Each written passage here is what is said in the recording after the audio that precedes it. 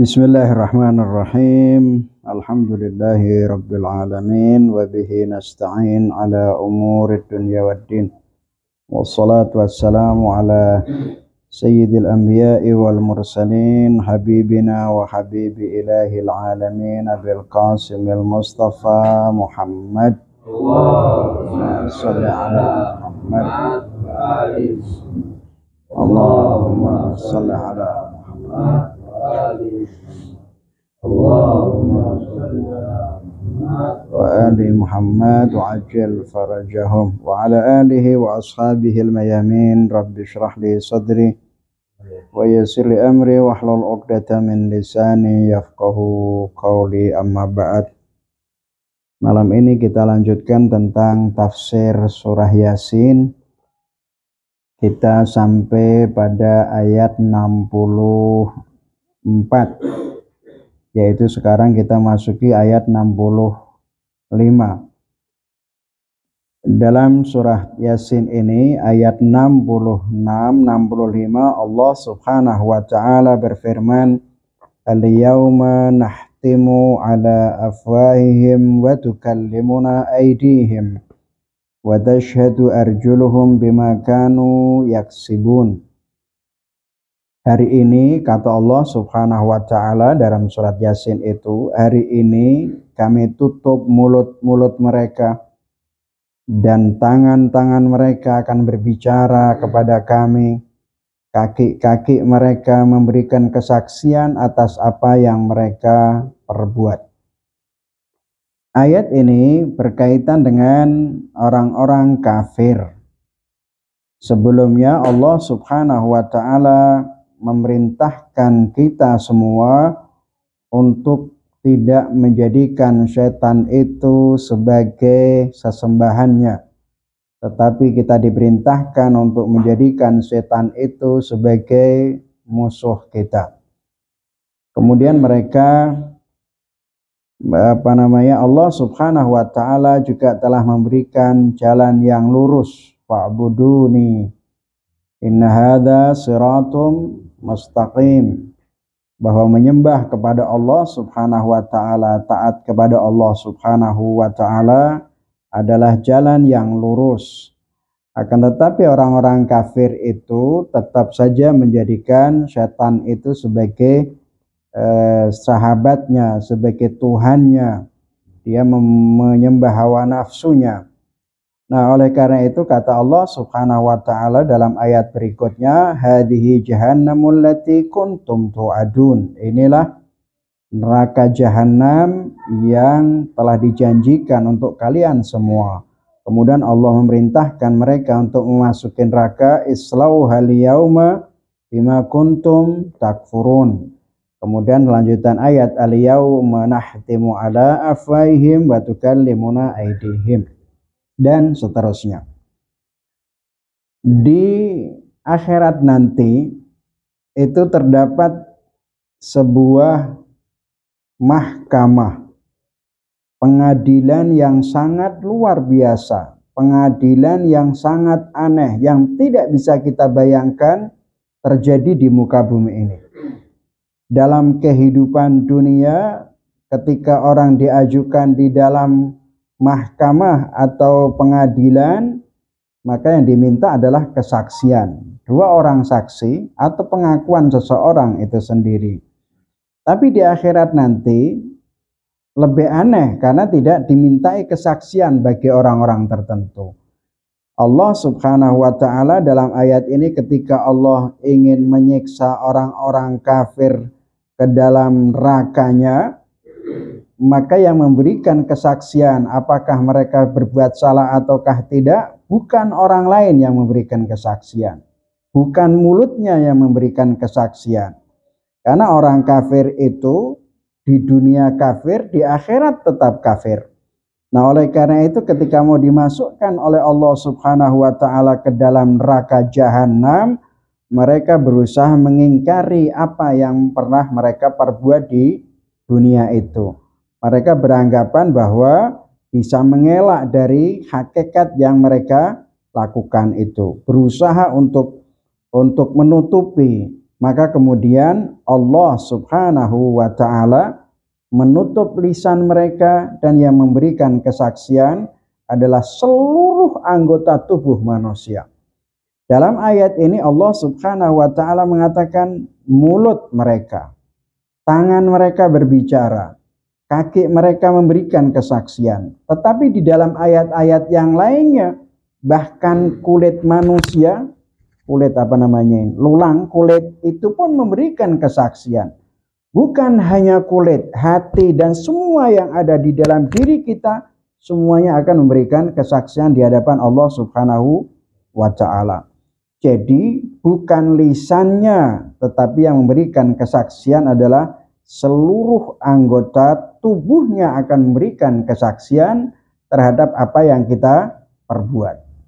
Anda tidak akan pernah bisa mengelak orang di dunia ketika Anda dianggap melakukan kesalahan atau dituduh melakukan kesalahan. Anda bisa mengelak. Anda bisa berbicara dengan berbagai alasan sehingga kebenaran kadang-kadang tidak bisa kita temukan. Bahkan di pengadilan sekalipun. Tetapi di pengadilannya Allah Subhanahu wa ta'ala terdapat pengadilan yang sangat luar biasa anehnya.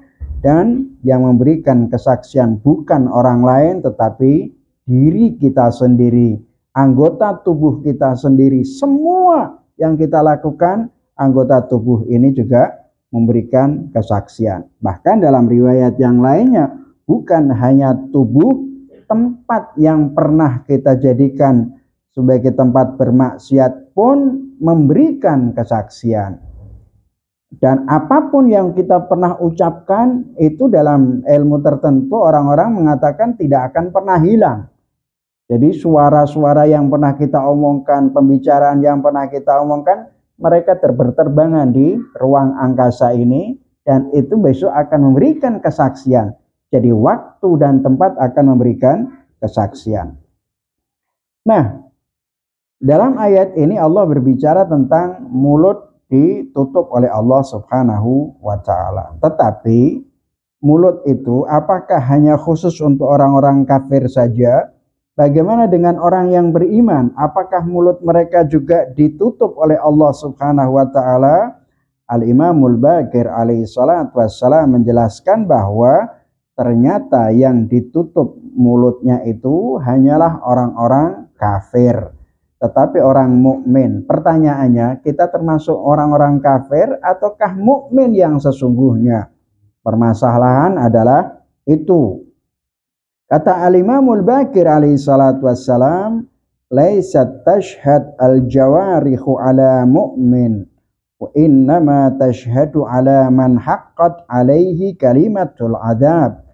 Tubuh yang memberikan kesaksian, fisik yang memberikan kesaksian, itu tidak berlaku di akhirat nanti pada orang-orang yang beriman kepada Allah Subhanahu wa ta'ala. Tetapi tubuh yang memberikan kesaksian atas perbuatan yaitu adalah bagi orang-orang kafir. Orang yang disebut oleh Imamul Baqir man haqqat alaihi kalimatul adab. Orang yang memang pasti sudah akan disiksa oleh Allah Subhanahu wa ta'ala, yaitu orang kafir. Fa'ammal mu'min, kata Imamul Baqir alaihi salatu wassalam, fa'ammal mu'min fayu'ta kitabahu biyaminihi. Qala ta'ala faman utiya kitabahu biyaminihi fa'ulaika yaqra'una kitabahum wa la yudlamuna fatila. Kata Allah, kata Imamul Baqir alaihi salatu wassalam, orang mukmin nanti di akhirat itu catatan-catatan itu akan diberikan oleh Allah Subhanahu wa ta'ala dengan tangan kanannya. Tangan kanannya diberikan kitab catatan perbuatan itu, dicatat. Kemudian kata Allah Subhanahu wa ta'ala, faman utiya kitabahu biyaminih, orang yang kitabnya nanti catatan amalnya di akhirat itu diberikan dengan tangan kanannya, diterima oleh tangan kanannya, faulaika yaqra'una kitabahum. Dia sudah tahu jelas, dia melihat catatan seluruh amalnya itu dan tidak ada sesuatu yang ketinggalan. Semua baik dan kecil atau baik atau besar atau kecil dari perbuatan kita dicatat oleh Allah Subhanahu wa ta'ala, dan semua kita akan baca di sana. Nah, itu sebagaimana di dalam tafsir As-Safi disebutkan semacam itu. Jadi kalau orang kafir, dia ditutup mulutnya. Dia tidak akan pernah bisa ngelak sama sekali karena mulutnya itu ditutup oleh Allah Subhanahu wa ta'ala. Orang kafir itu lisannya tidak pernah jujur sama sekali. Sama orang munafik. Bahkan orang munafik jauh lebih berbahaya daripada orang kafir. Orang kafir jelas kekafirannya, tetapi orang munafik membahayakan umat Islam. Oleh karena itu munafik memiliki hukum tersendiri. Orang munafik memiliki bahaya yang sangat luar biasa. Orang kafir itu lisannya tidak bisa dipercaya sama sekali, baik di dunia maupun di akhirat. Tidak pernah bisa dipercaya. Di dunianya ngomong begini, di akhiratnya juga begitu. Artinya tidak ada kejujuran di dalam diri orang kafir, baik itu di dunia maupun di akhirat. Kata Rasulullah Shallallahu Alaihi Wasallam menceritakan tentang orang jujur itu seperti apa, dari mana sumber kejujuran itu. Kata Rasulullah, "Walladzi nafsi biyadihi la yastaqimu imanu ahadikum hatta yastaqima lisanahu." Kata Rasulullah, demi jiwaku yang berada di tangannya, maka iman seseorang tidak akan pernah kuat. Iman di antara kalian tidak akan pernah kuat, tidak akan pernah lurus hatta yastaqima lisanuhu. Omongannya harus lurus, jujur. Tidak disebut orang mukmin kalau omongannya tidak jujur. Wala yastaqimu lisanuhu hatta yastaqima qalbuhu. Dan lisan seseorang itu tidak mungkin jujur hingga hatinya juga jujur. Kenapa demikian? Apa yang kita ucapkan itu sebenarnya adalah apa yang ada dalam hati kita. Dan hati itu adalah sumber dari keimanan kita. Makanya orang munafik itu tidak antara omongan dan apa yang ada di dalam hatinya berbeda. Apa yang diucapkan dan apa yang diperbuat juga berbeda. Makanya Rasulullah ketika berbicara tentang orang munafik bilang apa? Alamatul munafik 3, kalau tidak salah ya. Tanda-tanda orang munafik itu adalah 3. 1, kalau ngomong, idza hadatsa kadzaba, kalau dia sudah ngomong bohong. Menceritakan apapun kebohongan. Kemudian wa idza wa'ada khalafa. Kalau dia ini berjanji mesti mengingkari. Kemudian idza hadatsa kadzaba wa idza wa'ada khalafa wa idza tumina khana. Kalau diamanati pasti mengkhianati. Itulah tanda orang-orang munafik. Jadi ini mukmin ataukah tidak, jujur ataukah tidak, itu bisa dilihat dari cara berbicaranya. Dalam sebuah riwayat Al-Imam di dalam sebuah ayat Al-Qur'anul Karim, Allah Subhanahu wa taala mengatakan begini, wala ta'rifannahum fi lahnil qaul. Kau ingin tahu ini jujur ataukah tidak? Lihat gaya bicaranya, omongannya, bentuk ngomongnya. Orang itu pasti tahu, dan Anda tidak perlu belajar ilmu psikolog. Anda orang ketika menghadapi orang, bicaranya ini jujur ataukah tidak, lihat dari gerakannya, dari cara bicaranya, dari matanya. Kau akan tahu bahwa ini jujur ataukah tidak. Kata Allah Subhanahu wa taala mengatakan, "Wa Muhammad wala ta'rifannahum fi lahnil qaul." Ini munafik atau tidak, kafir atau tidak, dari gaya bicaranya, dari rekayasa berbicaranya, kau bisa tahu bahwa ini tidak benar. Ini tidak benar. Nah, itu di samping yang lain-lainnya. Tetapi Al-Quran menggunakan kalimat itu. Nah, orang yang hatinya sakit, maka mesti lisannya juga sakit. Kalaupun misalnya orang berpura-pura, kita bisa melihat dari sisi gaya bicaranya. Kita akan mengetahui apakah dia ini orang beriman ataukah tidak. Dia munafik ataukah tidak. Oleh karena itu, saudara-saudara sekalian, Nanti di hari kiamat itu adalah hari di mana tidak ada sesuatu yang bisa disembunyikan sama sekali. Semua terungkap. Kebenaran semua terungkap. Yauma tublas sarair. Tidak ada yang bisa kita rahasiakan. Tidak ada sesuatu yang bisa kita sembunyikan. Semua yang kau sembunyikan nampak semua. Lisan yang biasanya berbicara tentang kebatilan dan lain sebagainya saat itu ditutup. Anda tidak akan pernah bisa berbicara. Anda akan mengelak, tidak. Anda akan bisa merekayasa ucapanmu. Anda tidak mampu berbicara apapun sama sekali.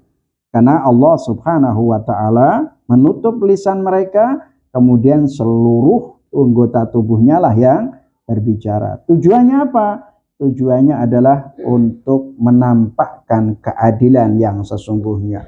Untuk membuktikan kebenaran yang sesungguhnya. Tangan kita berbicara, kemudian darah kita atau tangan, kaki, semua berbicara. Semuanya berbicara. Sampai nanti, kenapa kalian berbicara, memberikan kesaksian kepadaku?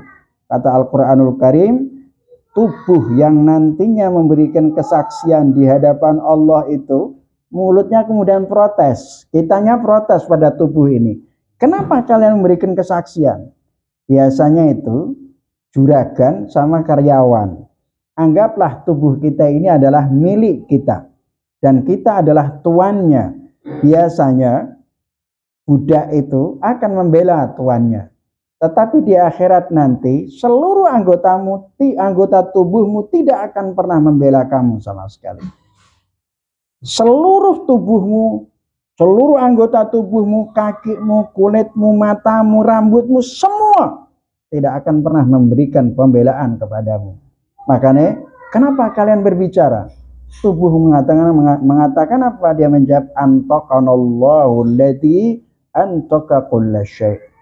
Allah telah menjadikan aku berbicara. Anggota tubuh ini ngomong begitu. Seluruh anggota tubuh ini akan berkata, aku dijadikan oleh Allah berbicara yang telah menjadikan segala sesuatu bisa berbicara. Jadi sekali lagi yang perlu kita pertimbangkan bahwa hidup ini di dunia ini akan ada kelanjutannya. Hidup ini tidak hanya di dunia, tetapi hidup ini juga kita akan berkelanjutan di akhirat nanti. Apa yang kita dapatkan di akhirat adalah apa yang telah kita tanam di dunia ini. Oleh karena itu, kita sebagai orang yang beriman kepada Allah, pecinta Ahlul Bait Rasulullah Shallallahu Alaihi Wasallam, mesti harus berhati-hati setiap ucapan, setiap langkah, dan setiap perbuatan. Karena kau boleh saja menyembunyikan hakikat dirimu di dunia ini, dan orang akan menghormatimu. Saya boleh saja menyembunyikan semua keburukan saya, dan semua orang melihat saya sebagai seorang ustadz. Tapi kan pandangan mereka terhadap saya. Kadang-kadang bisa jadi kita ini dipuji berlebihan, kita tiba-tiba ketawa-ketawa sendiri. Kita mengatakan, sungguh kalian tidak memahami aku yang sesungguhnya. Yang tahu diriku adalah aku sendiri. Pujian yang kau berikan kepadaku, penghargaan yang kau berikan kepadaku, sungguh aku tidak layak untuk mendapatkan itu. Kapan itu terjadi? Bagi orang-orang yang jujur di muka bumi ini. Di akhirat nanti semua akan terbuka. Oleh karena itu, jangan pernah berbangga diri ketika kalian dihormati orang, dihargai orang. Bisa jadi penghormatan dan penghargaan yang engkau terima itu tidak layak bagimu. Karena mereka melihat darimu dari sisi fisikmu semata. Siapa yang tahu tentang jiwa kita? Kecuali diri kita sendiri. Siapa yang tahu tentang iman kita, hubungan kita dengan Allah? Kecuali kita sendiri. Nah, oleh karena itu, kejujuran diri kita dipertanggungjawabkan nanti di hadapan Allah Subhanahu wa ta'ala. Yauma tublas sarair. Di hari itu semuanya akan terungkap.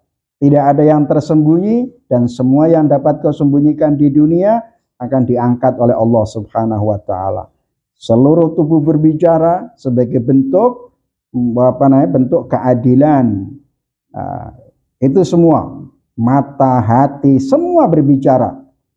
Sampai ke dalam ayat Al-Quran itu Allah Ta'ala mengatakan apa? Innas sam'a wal basara wal fu'ada kullu ulaika kana anhu mas'ula.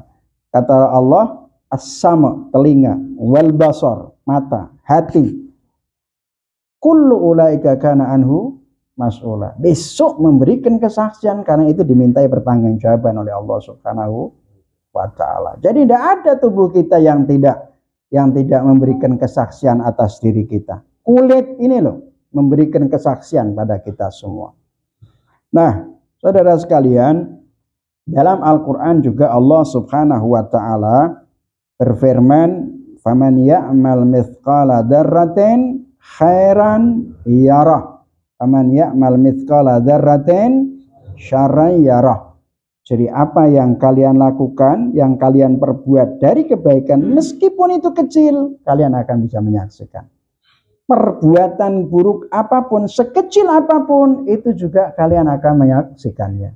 Artinya tidak ada sesuatu yang tidak tercatat, tidak ada sesuatu yang hilang, tidak ada sesuatu yang hilang sama sekali. Kenapa? Karena itu sebagai bentuk idharul hujjah atau idharul adl wa itmamul hujjah. Jadi kalau ada sampai perbuatan baik yang dihilangkan oleh malaikat tidak dicatat, itu berarti sesuatu yang tidak benar dan tidak mungkin dilakukan oleh Allah Subhanahu wa Ta'ala, tidak mungkin dilakukan oleh para malaikat. Tetapi bisa jadi perbuatan burukmu tidak dicatat oleh malaikat karena ada faktor lain yang menyebabkan Allah Subhanahu wa Ta'ala tidak memerintahkan malaikatnya untuk menulis keburukanmu. Bisa jadi ada kebaikan yang pernah kau perbuat, bisa jadi kau akan diberi kesempatan oleh Allah Ta'ala untuk bertaubat, sehingga kebaikanmu itu menghapus keburukanmu. Makanya ada kalimat yang menarik itu, dulu saya di pesantren pondok itu disebutkan, berbuat ikutilah perbuatan burukmu dengan perbuatan baik. Kalau Anda sekarang berbuat salah dan Anda sadar itu, kemudian kejar dengan perbuatan baik. Kenapa? Karena perbuatan baik itu tamhuha, menghapus perbuatan buruk yang pernah kita lakukan. Nah, di dunia ini, dalam hukum Islam terutama, itu Allah Subhanahu wa Ta'ala dalam Islam, untuk membuktikan sesuatu itu harus ada dua saksi. Fulan berbuat salah, harus ada dua orang saksi. Dua orang saksi itu dua orang saksi yang adil. Misalnya ada orang yang mencuri, dikejar, ada enggak dua orang saksi? Ada dua orang saksi yang menyaksikan bahwa fulan adalah pencuri. Maka baru kemudian diterima kesaksian itu. Atau orang itu mengakui dirinya sendiri bahwa dia telah melakukan pencurian atau melakukan perzinahan misalnya. Nah, itu baru boleh. Itu di dunia. Tetapi di akhirat nanti tidak ada kesaksian-kesaksian itu. Kesaksian itu adalah tubuh kita sendiri, dan tidak akan ada orang yang bisa mengelak dari semua perbuatannya. Tubuh ini tidak akan pernah berbohong, dan semuanya tidak akan pernah lepas daripada kesaksian itu sendiri. Bahkan tanah tempat yang pernah kita gunakan bermaksiat itu juga mereka akan memberikan kesaksian. Di dalam surat Al-Zilzalah itu Allah Ta'ala mengatakan, yauma idzin tuhadditsu ahbaraha bi anna rabbaka auhalaha. Yauma idzin tuhadditsu ahbaraha. Apa yang pernah kalian lakukan tempat itu akan menceritakan. Iya, fulan pernah berbuat ini di tempatku. Fulan, terus. Jadi tidak ada. Kemanapun tidak ada penyelamat. Yang bisa menyelamatkan kita hanya satu. Syafa'atu Rasulillah sallallahu alaihi wa alihi wasallam. Itu di tempat pun juga demikian. Yang kedua, Ada malaikat-malaikat yang mencatat, kiramal katibin. Kalau tidak salah ya, dalam ayat Al-Quran itu menyebutkan ada malaikat-malaikat yang menulis, semua akan ditulis. Jadi semua akan tahu, ya Allah, yang kecil yang tidak pernah kalian duga semua ada. Semua ada, dan itu kita akan saksikan. Yang lainnya juga para imam al-ma'sumin, itu juga nanti akan menjadi saksi kepada kita. Tetapi paling utamanya adalah tubuh kita sendiri menjadi saksi. Dalam doa ziarah al-jami'ah itu disebutkan syuhada daril fana, yakni bahwa para imam alaihi wassalatu wassalam setiap zaman itu mesti ada imam. Al-Imam Ali bin Abi Thalib akan menjadi saksi bagi pengikutnya di zamannya. Dan kita sekarang berada di zamannya Imamul Mahdi. Maka Imam Mahdi lah yang akan memberikan kesaksian di hadapan kita. Jangankan Nabi kita, Nabi Muhammad SAW itu juga nanti saksi bagi seluruh para nabi sebelumnya.